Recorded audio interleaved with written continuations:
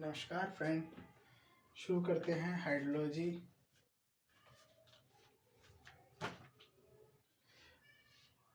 अभी मैं लिख लेता हूँ और फिर करते हैं शुरू। ये हाइड्रोलॉजी का पहला स्टार्ट करते हैं टाइप ऑफ रेन गेजेस से। रेन गेजेस वो गेजेस होते हैं जो रेनफॉल को मेज़र करने के लिए हम यूज़ करते हैं, उसको बोलते हैं रेन गेजेस। सबसे पहला रेन जो होते हैं ये दो टाइप के होते हैं, two types of rain gauges, recording और नॉन रिकॉर्डिंग रेन गेजेस।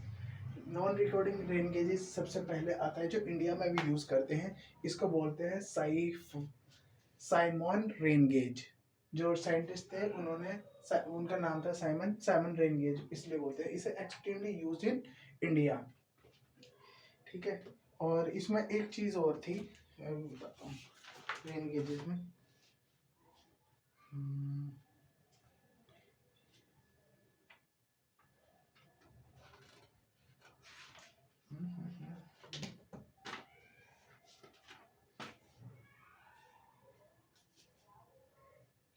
हाँ, टिपिंग बकेट वाला, चलो याद आ गया।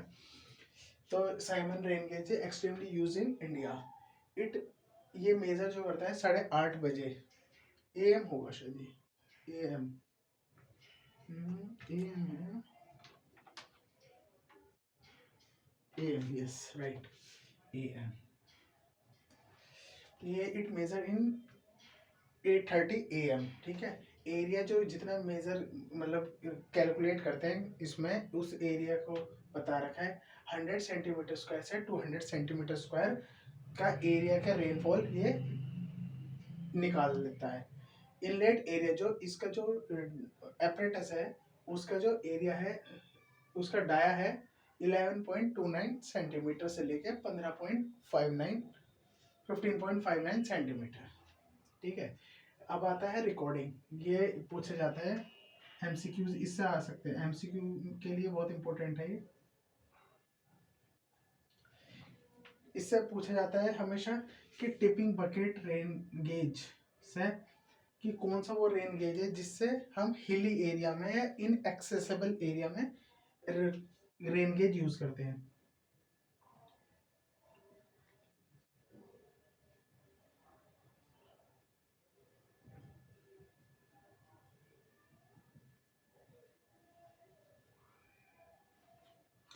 ठीक है, ठीक।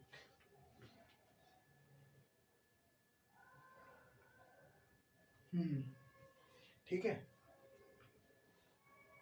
टिपिंग, ठीक है। दूसरा है weight bucket rain gauge. Weight bucket rain gauge में क्या होता है, जो हम ड्रॉ करते हैं उसमें रेनफॉल की जो हम डाटा को उसमें एक तरह से प्लॉट करते हैं, तो वो मास कर्व देता है। मास कर्व वो होता है जिसमें एक्युमुलेशन होता रहता है, मतलब जैसे कि एक आया, 1+2+ पिछला वाला जो होगा ना वो ऐड होता चला जाएगा। जैसे यहाँ 3 हो गया तो ये टोटल हो गया 6, प्लस जो भी आएगा वो ऐड हो जाएगा +1, ऐसे पिछला वाला ऐड होता चला जाता है, एक्युमुलेशन हो जाता है, ठीक है। अब आते हैं हम इस पर 3rd नंबर के रेन गेज पे, नेचुरल साइफन रेन गेज।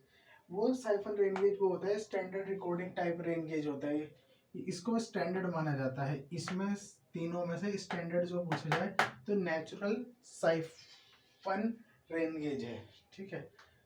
अब आता है हाइटोग्राफ। हाइटोग्राफ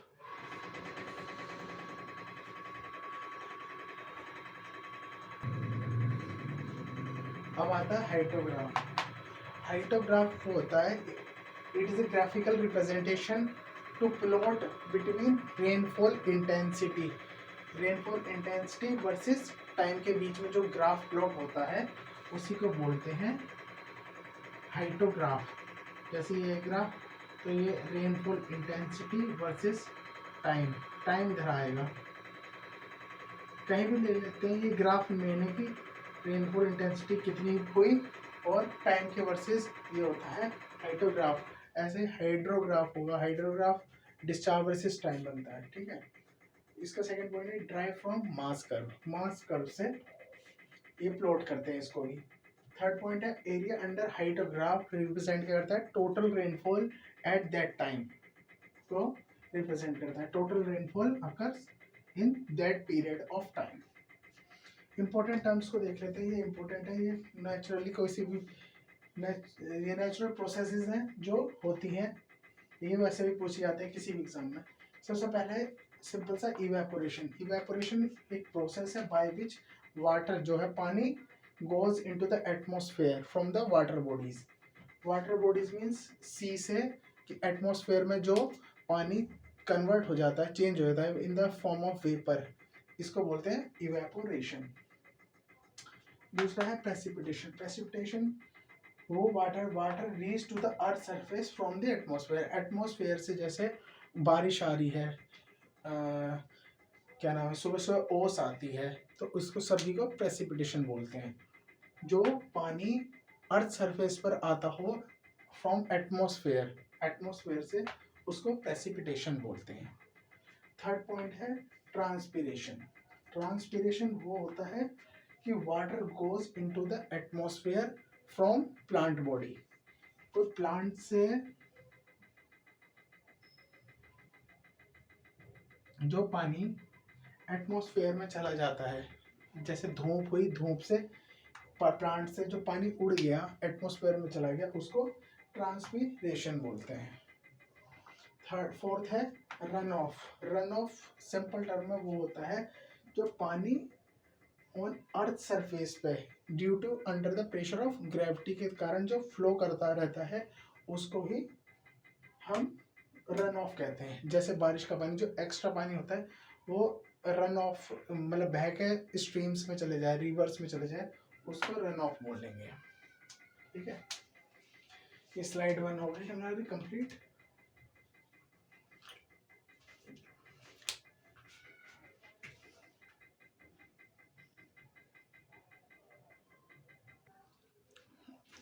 आइए दोस्तों जानते हैं टाइप ऑफ प्रेसिपिटेशन को। प्रेसिपिटेशन 4 प्रकार के होते हैं। Convective precipitation, orographic precipitation, cyclonic precipitation और फ्रंटल प्रेसिपिटेशन। 4 टाइप के प्रेसिपिटेशन है। पहला है कन्वेक्टिव प्रेसिपिटेशन, जिसमें क्या होता है upward movement of air warmer than surrounding. मतलब हमारी जो एयर है सराउंडिंग से ज़्यादा गर्म है, वो किस वजह से हो रही है, टेम्परेचर की वजह से हो रही है, उसी को बोलते हैं हम कन्वेक्टिव प्रेसिपिटेशन। ठीक है, और ये टेम्परेचर डिफरेंस के कारण होती है। अगला देखते हैं ओरोग्राफिक प्रेसिपिटेशन, जो होती है माउंटेन बैरियर की वजह से। ठीक है, थर्ड प्रेसिपिटेशन होता है cyclonic precipitation. Cyclonic precipitation, orographic का मतलब ही होता है नेचुरल बैरियर हुआ, जैसे माउंटेन बैरियर हो जाएगा।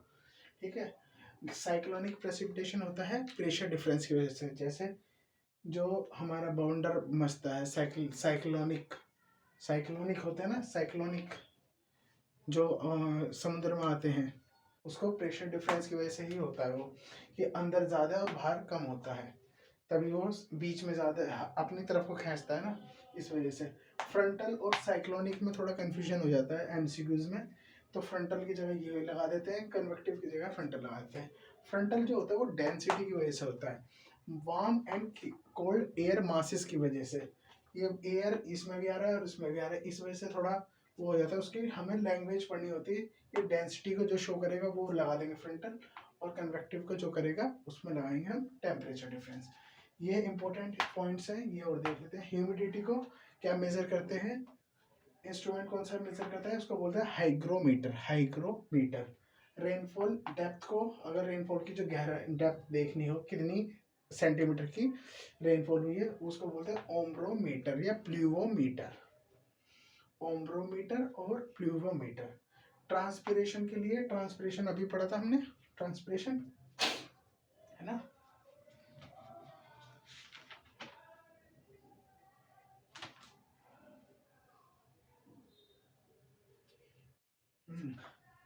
इवेपोर ट्रांसपिरेशन ये इंपॉर्टेंट है। लाइसीमीटर। ठीक है, इवेपोर ट्रांसपिरेशन, इवेपोर ट्रांसपिरेशन और इवेपोरेशन का मिक्सचर ही होता है इवेपोट्रांसपिरेशन। इवेपोरेशन तो हमने देख लिया था, एटमॉस्फेयर में जो वेपर की फॉर्म में चली जाती है उसको इवेपोरेशन, और ट्रांसपिरेशन ये प्लांट की वजह से होता है। इसको बोलते हैं एटमोमीटर, क्योंकि एटमॉस्फेयर से रिलेटेड टर्म है तो एटमोमीटर। चलिए आगे का बाद में करते हैं। धन्यवाद, देखते रहिए, मिलते हैं फिर जल्दी।